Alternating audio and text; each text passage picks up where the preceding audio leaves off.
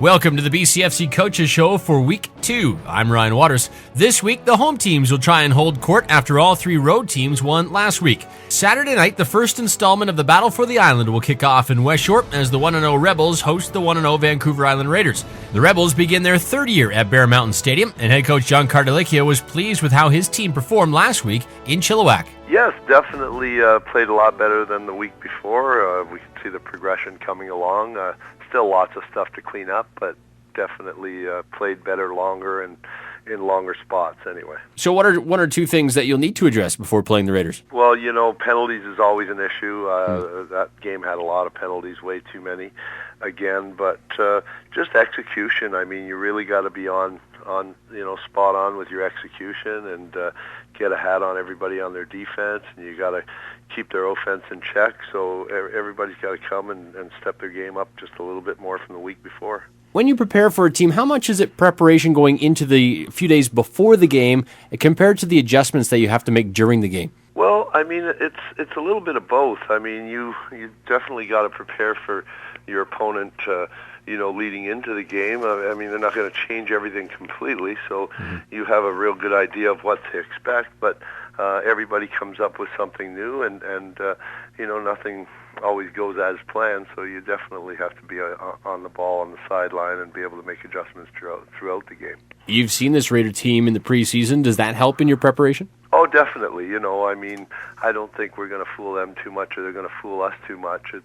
a matter of, executing your plays crisper and, making your tackles, making your blocks, and bringing your pads. I mean, I don't think, either team is really going to, fool anybody with schemes so much as beat the other team with athletes and execution. What do you need to establish first? Well, we've got to control the clock. We've got to keep Yance on the sideline, and we got to be able to run the ball. We got to be able to move the ball down the field and put points on the board at the end of it, whether it's field goals or touchdowns. But we definitely want to have more, time of possession than they do, and keep their, high-powered quarterback off the field as much as possible and keep them cold. The Raiders seem to pick up where they left off last season, pounding the Rams 39-13 in Week 1. Head coach Matt Blocker said on this coaches show last week he thought the defense got stronger in the offseason, and with allowing just 6 points against the Rams, he saw what he expected to see. Yeah, absolutely. I mean, we gave up a touchdown on special teams, and defensively we gave up 2 field goals. So, I was definitely happy with that. I mean, we have to improve a ton. There's no doubt about that. But I'm happy to see that our defense is going to keep us in games. The offense with Yance and Botel and Smith and Shaper seemed like a well-oiled machine. Is that a direct reflection on how they prepared in the offseason, staying together? I really think so. I think their timing right now is at the top of the game right now, and I think they're just getting better now that we get a chance to get some live reps. But they're able to adapt to all different situations right now, and I contribute all that to being together in the off season and throwing thousands of balls and working on their routes and their timing and stuff. So that's a tribute to them and their hard work in the off season. You stay on the road this week, you stay on the island this week as well, face the Rebels. They're 1-0. What have you seen on the tape? Well, I can tell you right now, they're a heck of a lot better this week than when they were in preseason against us. So we're going to check out that preseason game and ignore it. That means nothing to us. And I thought their quarterback played a much better game, in week 2 here and made some great reads and, threw some great balls. I mean, there was a few drops by their receivers or he has maybe a fantastic day for sure. So their running back, he's a talent. And, you got to watch him wherever he's at. He can catch the ball in the backfield or run. So, and defensively they're going to bring it, and they always do against us. So I expect a whole different team to play us, and I think the Rebels this year are going to be an exciting team to watch. Yance was able to pick apart the defense last year, 6 touchdowns last year. Do you expect more of the same, or is this just a completely different year? Well, it's a completely different year. We expect, if we can't run the football, then, we have to put it in Jordan's hands. We expect him to go and deliver, and he expects to deliver. So, we're going to try to throw the football, there's no doubt about it, and give him an opportunity to do what he does. And, And if he has a good day, maybe he has a chance of equaling that record. Also on Saturday night, the 1-0 Okanagan Sun host the 0-1 Langley Rams in their 31st home opener. Last week, the Sun offense put up 499 offensive yards, something head coach Jason Casey was particularly excited about. Absolutely. I think we started slow, which probably would have been expected. No one wants to have that happen, but we didn't have an exhibition game, so I guess we had to get some rust off with our timing and whatnot with offense and defense. Our front seven gave up a little too many rushing yards to my liking, but we were able to make some adjustments to fix that. But as a whole, almost 500 yards in offense, I'll take that any week. And we got the W, which was primary. But as the game went on, we got things going, which I really enjoyed seeing. You put up 40 points to give you a chance to play some of your backups. Let's talk about the quarterback position. It had to be nice to see both quarterbacks have some success. For sure. I love it. It's a great problem to have two studs playing quarterback there. And at any given day, the defense we're playing is going to have to account for both of them. I doubt we're going to see anytime soon one quarterback take 4 quarters unless there's an injury. God forbid, we don't want that, but I expect both those guys to run our offense each and every weekend. Week 2, you draw the Langley Rams here at the Apple Bowl. They also didn't play an exhibition game. They had to play the Raiders in Week 1. Do you expect to see something different from them this time around than that you saw in the first week? I'm not so sure about different, but more polished for sure. I mean, I expect us to be more polished. I would expect them to come in more polished. I would imagine Downey will be touching the ball a lot more than he did in Week 1. Just, he's their number one weapon. Why wouldn't you? They've got a couple of good young running backs. We know Kyle Albertini from the recruiting process, so, he's a great young tailback. So I just think they're going to be more polished. I don't know that their O-line can handle our D-line. That's what I'm banking on. Aside from that, I think it's just going to be a great game. First half of a home and home as well, or back-to-back game with the Rams. Do you keep anything to yourself in anticipation of the second week? Yes. Yeah. We won't be throwing everything into the system. If I need to dive into the defensive playbook bag, it'll be just as as a necessity. So as the game goes on, if I can keep it simple, then that'll be perfect for us. And if we can do that 2 weeks in a row, then that just leaves less on the film for upcoming opponents. So we'll use what we need to when we need to, and hopefully we can keep it as simple as possible. The Rams just didn't seem to get anything going against the Raiders in Week 1, compiling just 130 yards of total offense. Their only touchdown was a 107-yard kickoff return by Nick Downey. Head coach Jeff Alamahota says his team started good, but needs to maintain the intensity. Well, I think that our team came out strong. I think that we fought real hard. We came out fighting. For us, it was our first live action really in the BCFC.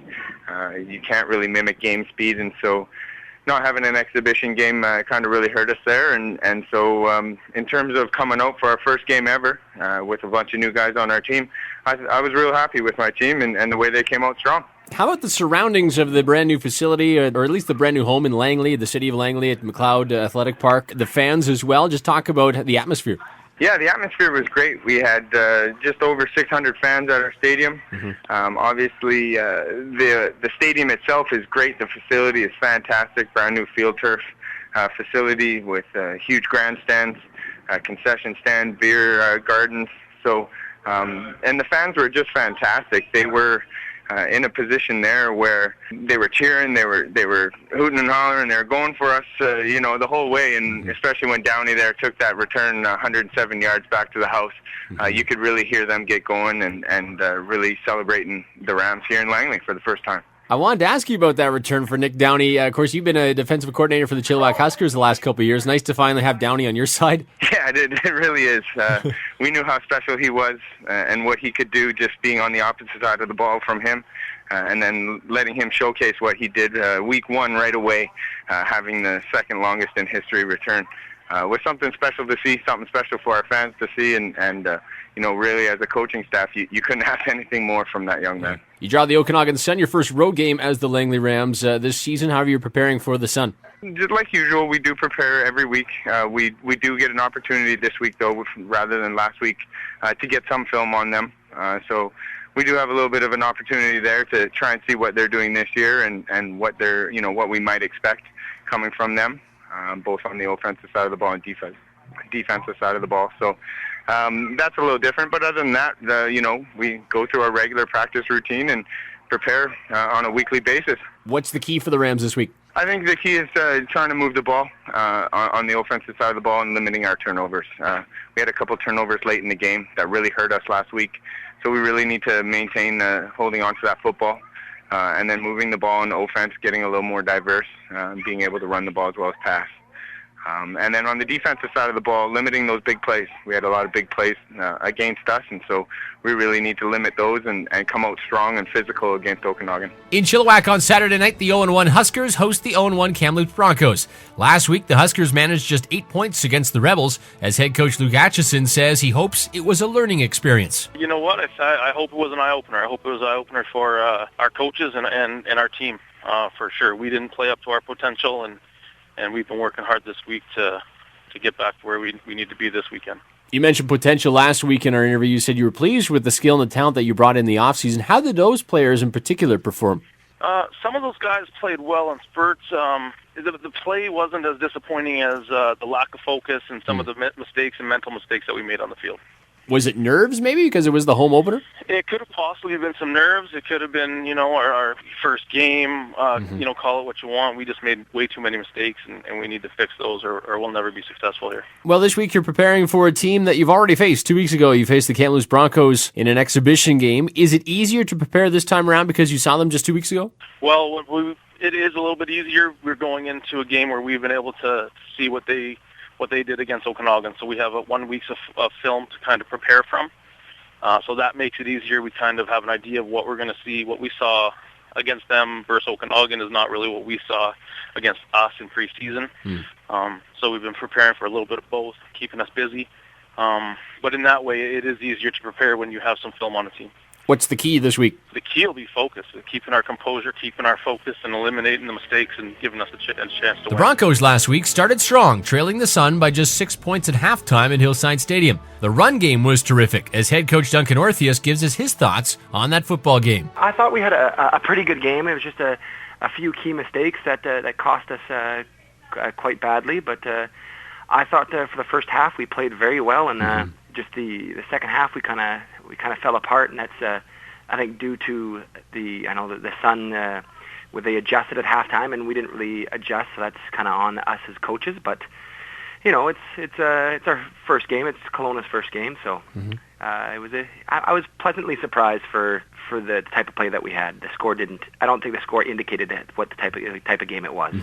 Surprised how well you ran the ball, or was that kind of expected with the personnel that you have? I was more surprised, but I was like with Mike. I knew he had a lot of skill, Mike McMaster, but it was really surprising how shifty he is in between the tackles. Yeah. He was very shifty in there, and our O-line did a great job, and we're happy to have him. It was a great game for him. This week you face the Huskers in week 2, a team you saw just 2 weeks ago. Did you throw everything at them in that game, or did you just save a few things for this week? I believe we saved a few things for this week, and hopefully we can catch them a little bit by surprise. We can't take any team lightly, especially Chilliwack, as we saw by the first game of the exhibition season. They're a tough team, and with their quarterback who's very shifty, so we got to keep an eye on him a little bit. What'd you learn from that game that you can use in this weekend? I think it's just what we notice is that our tackling isn't that great, and we noticed a little bit in the Kelowna game as well. That's stuff we got to work on with the defense. Is our tackling isn't that great, but we've been putting a lot of time into that. So hopefully it corrects itself this week. All 3 games in week 2 of the BCFC kick off at 7 p.m. on Saturday night in West Shore, Kelowna, and in Chilliwack. Enjoy week 2 of the BCFC. Until next time, I'm Ryan Waters.